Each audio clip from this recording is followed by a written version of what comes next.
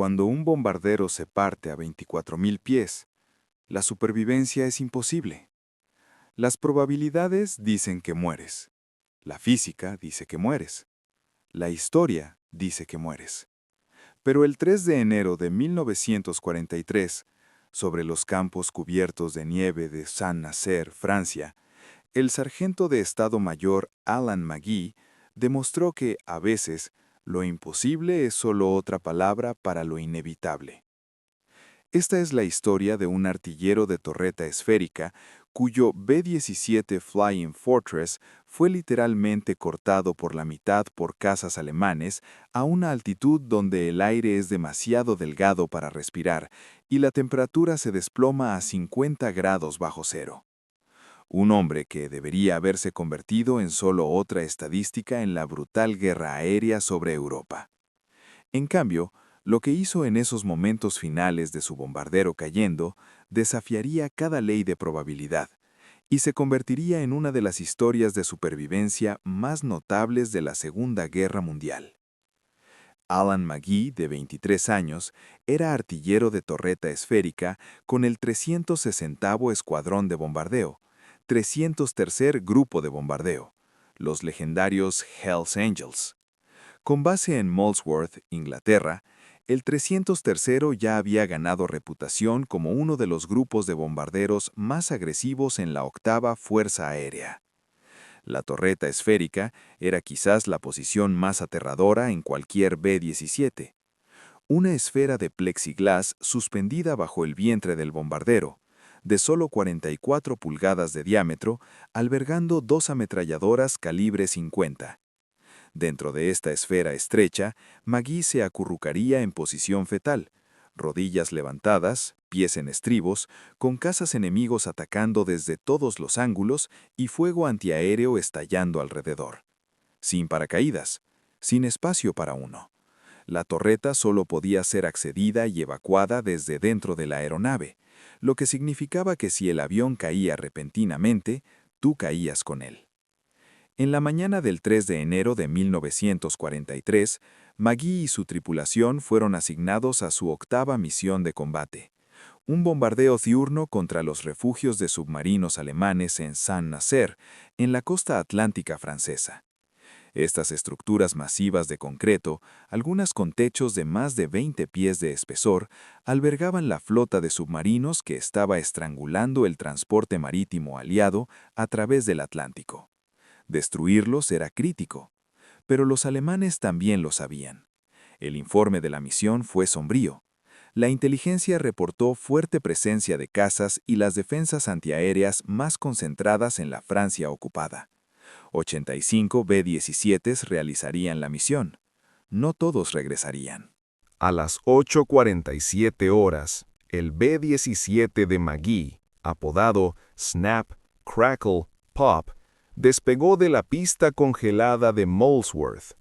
Los 4 motores Wright R-1820 Cyclone rugieron mientras el bombardero pesadamente cargado luchaba por ganar altitud.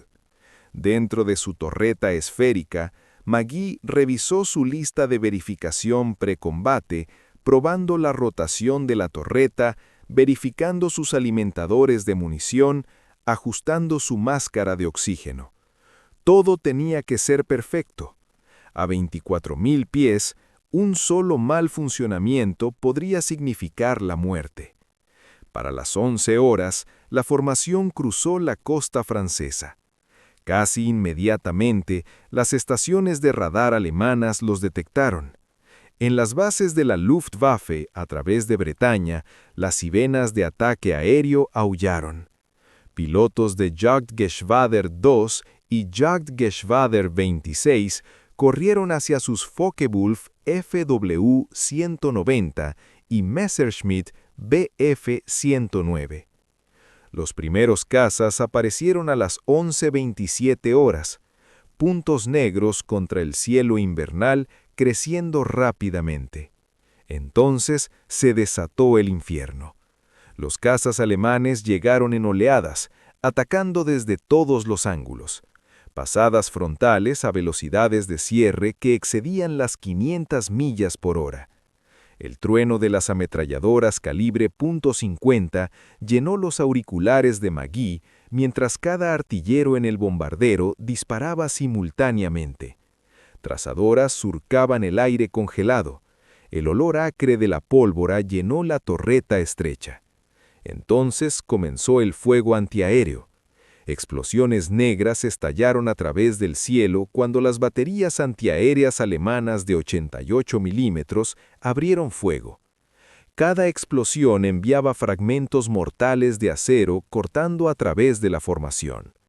Maggie observó con horror cómo un B-17 a su izquierda recibió un impacto directo, su ala doblándose hacia arriba antes de que toda la aeronave cayera del cielo en una lluvia de escombros ardientes. A las 11:45 horas, cuando Snap, Crackle, Pop comenzó su pasada de bombardeo, Maggie los vio. 4 FW-190 subiendo desde abajo, posicionándose para un ataque al vulnerable vientre del bombardero. Su posición: rotó la torreta esférica, apuntando sus armas. «¡Cazas abajo! ¡6 en punto!», llamó por el intercomunicador. El Focke-Wulf líder abrió fuego a 400 yardas. Maggie apretó sus gatillos. La torreta esférica vibró violentamente mientras ambas calibre .50 martillaban rondas. Podía ver sus trazadoras caminando hacia el caza alemán. Entonces el mundo explotó. Un proyectil de cañón de 20 milímetros del FW-190 perforó la esfera de plexiglas y detonó dentro de la torreta esférica de Maggie. La metralla desgarró su brazo derecho y pierna izquierda. Sangre salpicó a través del vidrio destrozado. El dolor era indescriptible, pero Maggie siguió disparando. A través de dientes apretados y una neblina de agonía, rastreó al caza alemán y envió una ráfaga directamente a su cubierta del motor. El FW-190 rodó hacia un lado, dejando una estela de humo negro. Pero el ataque no había terminado.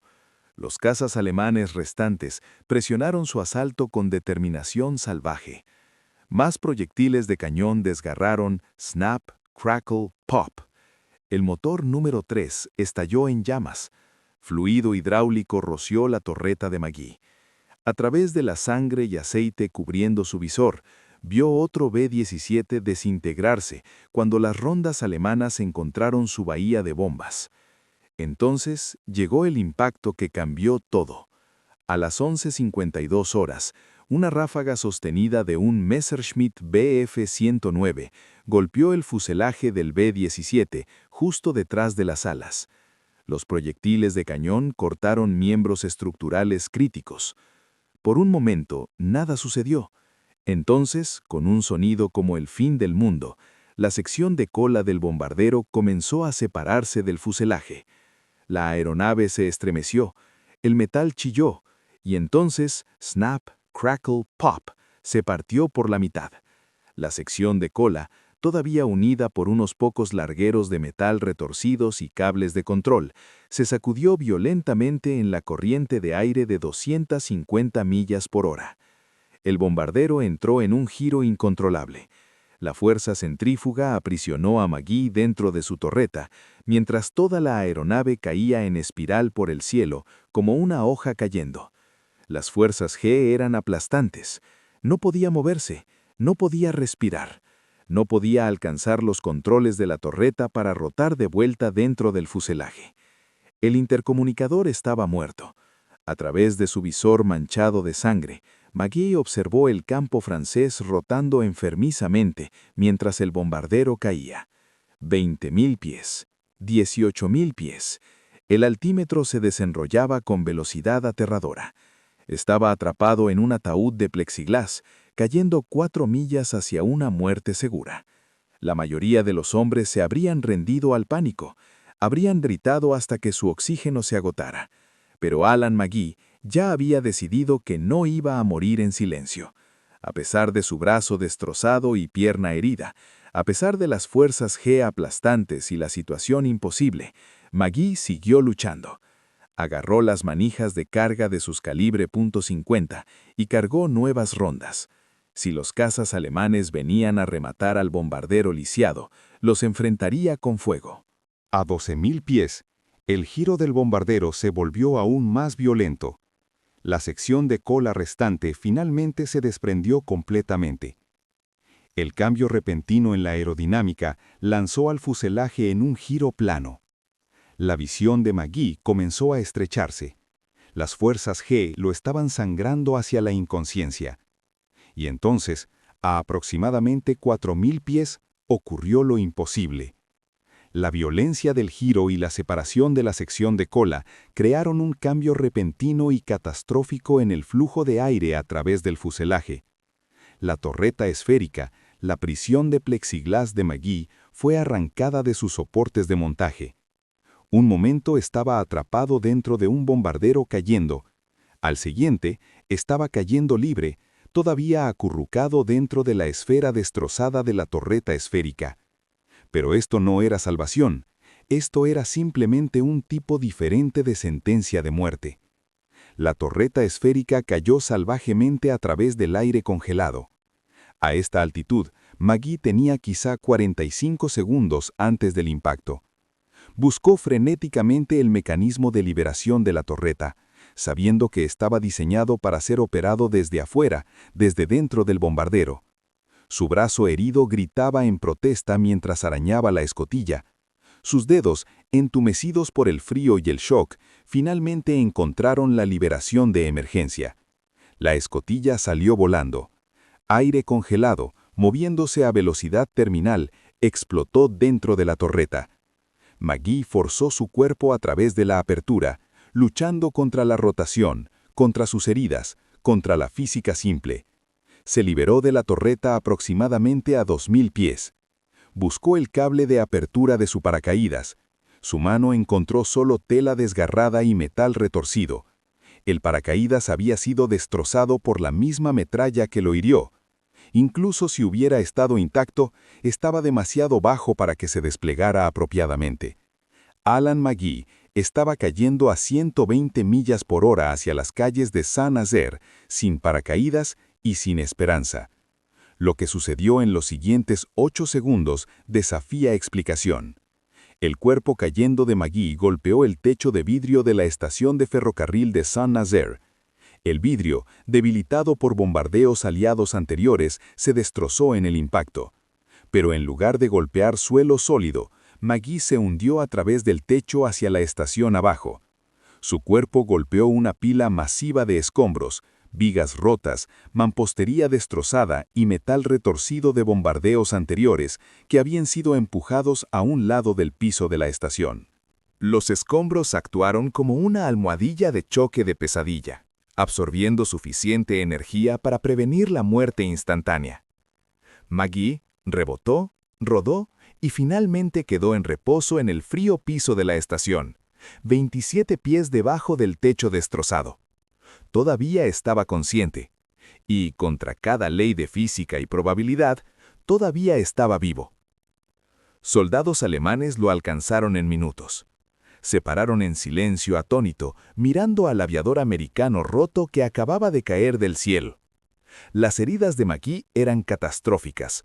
Un brazo derecho destrozado, pierna fracturada, laceraciones severas a través de su cara y cuerpo, heridas internas y daño a su columna vertebral.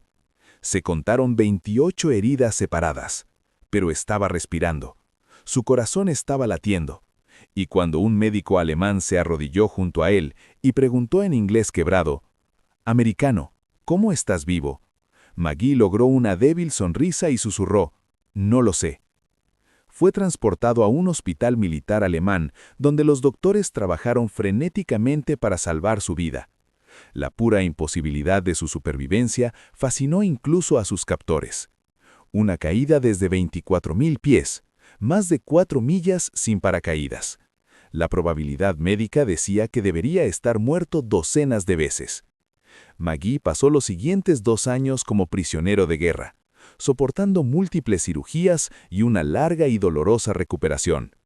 Fue liberado en mayo de 1945 por las fuerzas aliadas en avance. Contra todas las probabilidades, había sobrevivido no solo la caída, sino la guerra misma. Después de regresar a casa, McGee rara vez habló de su experiencia. Se casó, formó una familia y vivió tranquilamente en Nuevo México. Pero la historia de su supervivencia milagrosa se extendió a través de círculos militares, convirtiéndose en leyenda. Investigadores médicos aeroespaciales estudiaron su caso durante décadas, tratando de entender la secuencia precisa de eventos que le permitieron sobrevivir.